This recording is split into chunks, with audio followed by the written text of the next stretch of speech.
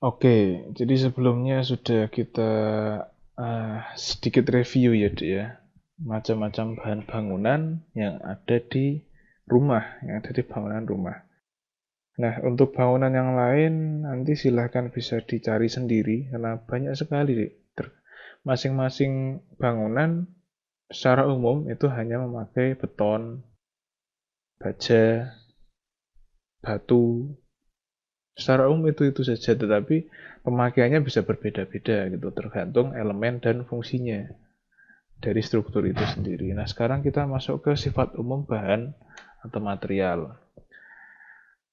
Secara garis besar itu ada tiga sifat umum bahan atau material. Yang pertama sifat kimia, yang kedua sifat fisik, yang ketiga sifat mekanis.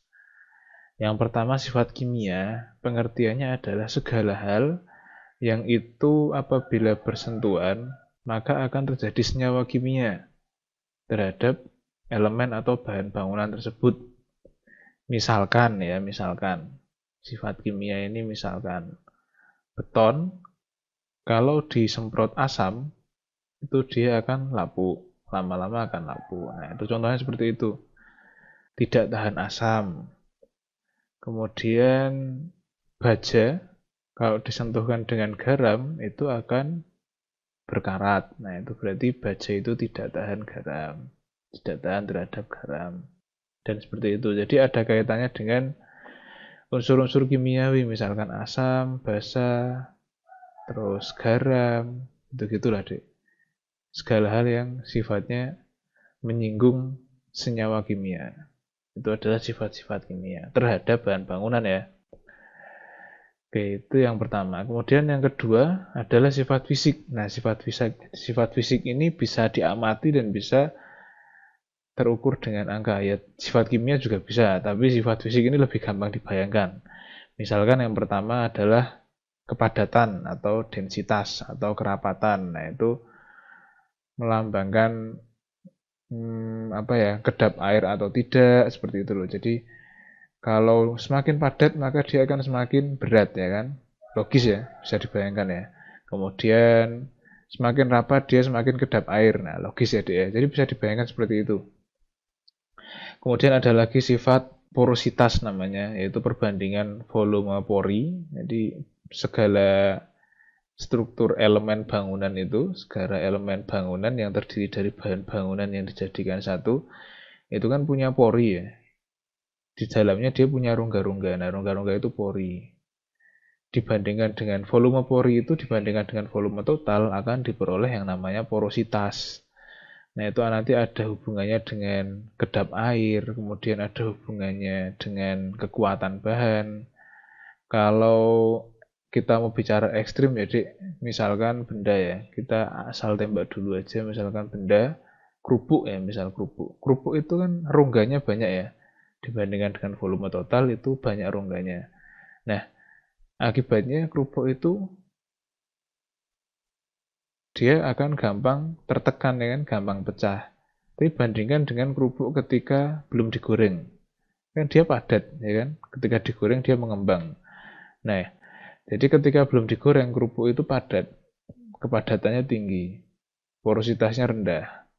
Tapi ketika sudah digoreng, kepadatannya berkurang, porositasnya naik, kekuatannya juga turun ya kan. Nah, itu jadi porositas dan kerapatan ada hubungannya dengan kekuatan dan sifatnya terhadap air gitu.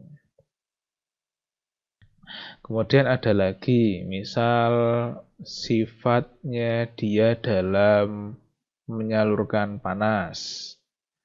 Nah, semakin rapat, semakin sedikit rongganya, maka dia semakin bisa menghantarkan panas. Tapi kan tergantung bahannya juga. Kalau kita bicara beton dan kita bicara kayu, kita bicara baja, dalam menghantarkan panas kan beda-beda, Dik. Nah, itu tergantung karakternya terhadap suhu ya kan. Nah, seperti itu. Itu adalah sifat fisik. Kemudian ada lagi keawetan. Ini sifat fisik juga. Keawetan itu baik itu terhadap alam maupun gangguan. Kalau terhadap alam itu terhadap cuaca berarti. Kalau dia ditaruh di luar, bagaimana keawetannya hubungannya dengan hujan dan panas gitu kan. Kan semua barang kalau terkena hujan dan panas secara terus-menerus, dia akan aus lama-lama. Dibandingkan dengan barang yang diletakkan di tempat yang situasinya, cuacanya tidak berubah-ubah. Itu lebih awet di tempat yang tidak berubah-ubah. Gitu. Jadi keawetan juga salah satu sifat fisik. Sifat apa ya? Contohnya konduktivitas terhadap listrik. Nah, itu fisik juga.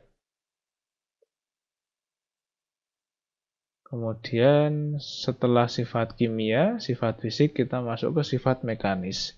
Nah, sifat mekanis, jadi mekanis itu silahkan dibayangkan adalah rangkaian alat-alat gitu kan.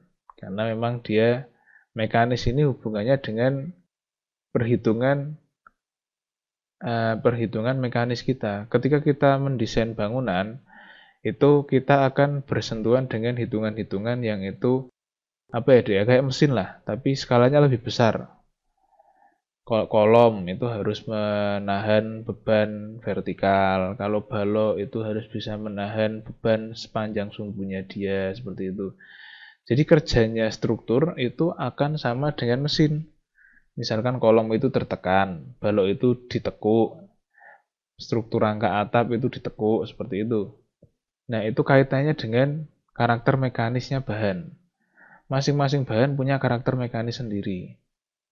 Jadi nanti ada bicara kuat tekan, kekuatannya dalam menahan tekanan, kuat tarik itu kekuatannya si bahan itu dalam menahan beban tarik, kuat lentur itu kalau bahan itu bentuknya panjang ya, kayak batang ditidurkan, diposisikan horizontal, kemudian diinjak tengahnya, dia akan melentur ya tengahnya. Nah, itu kekuatan lentur seperti itu.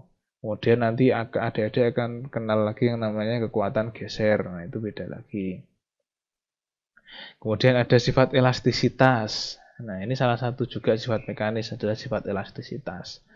Nah, sekarang kita coba, karena ini bagian yang paling penting dari sipil ya, sifat mekanis ini. Kita bahas lebih jauh ya. Kekuatan tekan itu adalah kekuatan di mana bahan itu dalam mendukung atau menahan gaya tekan. Jadi kalau kita bicara styrofoam dengan batu, nah dengan bentuk yang sama, dimensi yang sama, volume yang sama, kemudian itu ditekan dua-duanya. Otomatis batu yang akan lebih kuat dalam menahan tekan kan. Berarti kuat tekannya batu itu lebih tinggi daripada kuat tekannya styrofoam. Ya, itu contohnya seperti itu. Angkanya berapa lah nanti itu.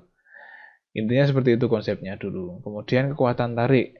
Nah, kekuatan tarik ini berarti tahanan benda itu, tahanan bahan itu dalam menahan beban tarik. Misalkan kita bicara kabel tembaga dengan karet ya dia. Bentuknya sama. Kemudian kita tarik dua-duanya dengan gaya yang sama. Kira-kira itu mana yang lebih tahan? Pastinya ya dengan beban yang sama, kawat tembaga kalau dibandingkan dengan karet yang mutunya seperti karet gelang, otomatis kawat tembaga lebih kuat. Nah, berarti dalam hal ini kawat tembaga kuat tariknya lebih tinggi daripada karet. Seperti itu. Kemudian ada setelah tekan, tarik, ada lentur. Lentur itu lebih mudahnya analoginya seperti ini. Kita punya batang, kemudian diletakkan secara horizontal, kemudian kita injak tengahnya. Nah, sekarang bayangkan saya punya kayu, batang kayu dan batang apa ya, misalkan batang kayu dan batang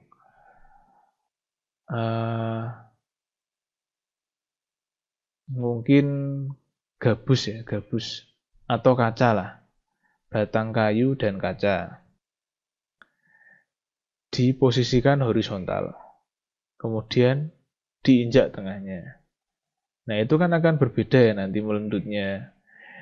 Dia kalau kayu mungkin mulai melendut di beban 10 ton, kalau kaca mungkin 10 ton belum melendut, tapi nanti setelah 50 ton dia langsung patah seperti itu. Tapi kalau kayu dia melendut dulu seperti itu. Nah, itu hubungannya adalah dengan kekuatan lentur.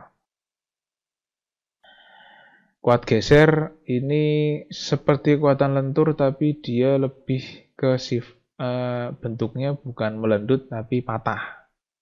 Seperti itu, Dek. Tapi konsepnya sama dengan sifat lentur. Kemudian sifat elastisitas. Nah, sifat elastisitas ini, yang dimaksud dengan elastisitas itu adalah perbandingan dari gaya yang ditahan dengan pertambahan panjang atau pendeknya bahan itu. Jadi kalau kita bicara karet dan plastik, misalkan karet dan plastik sama-sama berbentuk panjang misalkan, terus kita tarik dengan beban yang sama, kira-kira kan secara logika karet ini bisa lebih melar ya, dia lebih panjang pertambahannya dengan beban yang sama. Nah, berarti elastisitasnya itu lebih tinggi plastik. Karet elastisitasnya lebih rendah karena bebannya sama tapi pertambahan panjangnya lebih besar yang karet. Jadi elastisitas itu adalah perbandingan antara beban yang ditahan, beban yang sedang bekerja, dan pertambahan panjang atau pendeknya. Itu elastisitasnya itu artinya. Seperti itu. Jadi itu beberapa item yang akan selalu terpakai dalam sipil. Itu ada di sifat mekanis, deh. Kalau sifat fisik dan sifat kimia itu pertimbangan tambahan. Tapi dalam hal desain dan analisis di sipil, itu kita akan selalu bersentuhan dengan sifat mekanis. Oke, saya cukupkan sekian untuk kuliah sesi pertama ini. Saya tutup. Wassalamualaikum warahmatullahi wabarakatuh.